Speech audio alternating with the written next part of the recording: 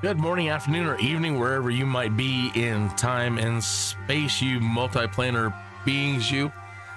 Day 9, Blood in Baldur's Gate, and your votes matter, and you have unlocked Trident Lane, and it seems that we're supposed to go back to the hospital and talk with the mortician as well.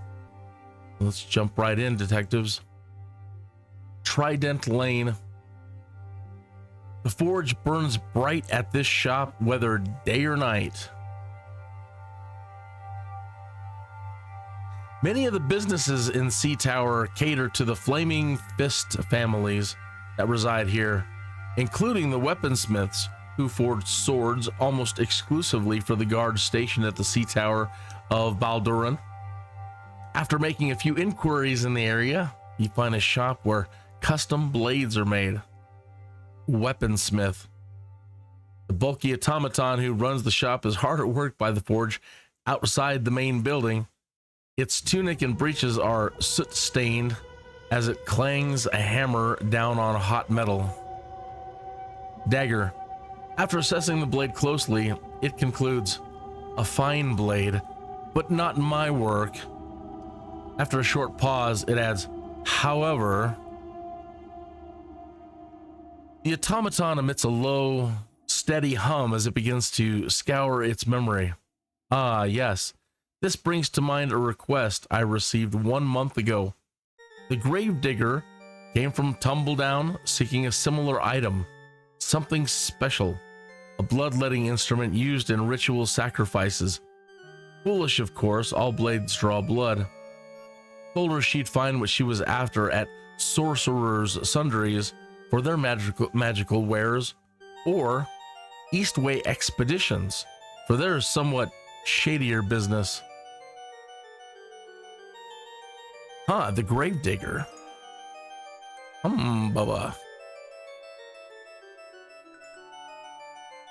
So we're supposed to go back to the morgue now at Harborside Hospital. Overcrowded and understaffed, the hospital is conveniently located near the gate that leads to the city's cemetery.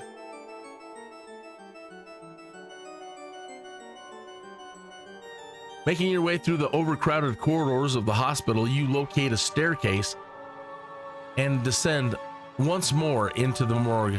This time the door is open, granting you an unobstructed view of the mortician caught in a flurry of activity. She lets out a quiet sigh as though there's no end to her work. Mortician. Clearly overworked, the mortician barely pauses when you enter. I'm afraid you've gotten yourself turned around. You'll find the living up above. The slow clip-clop of horse hooves draws her attention, and she lets out another deep sigh, glancing up towards the low basement window at a corpse cart outside. Her attention shifts back in your direction when you begin explaining your line of work. After a moment of silent appraisal, she introduces herself as Ophelia Gravewalker, by name and by trade. Evidence. Knowing you haven't much time before the corpse collector drops off more dead, you stop the mortician from her work to present your findings. A newspaper clipping of the butcher's death, your notes on Selwyn Levantide, who was selling mincemeat and sweetbreads made of humanoid parts, and your suspicions about the source. When you describe the use of humanoid flesh for consumption, Ophelia breaks down. No, I never would have done it had I known what it would be used for. Sure, I sold some unclaimed bodies, but it was mostly to save myself the work.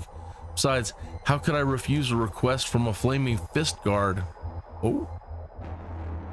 Rourke Stonevalor's his name. Don't know much else about him besides that.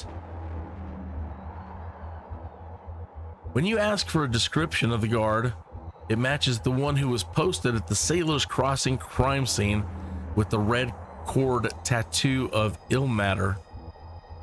Motive. Why would the guard sell humanoid meat to the supplier?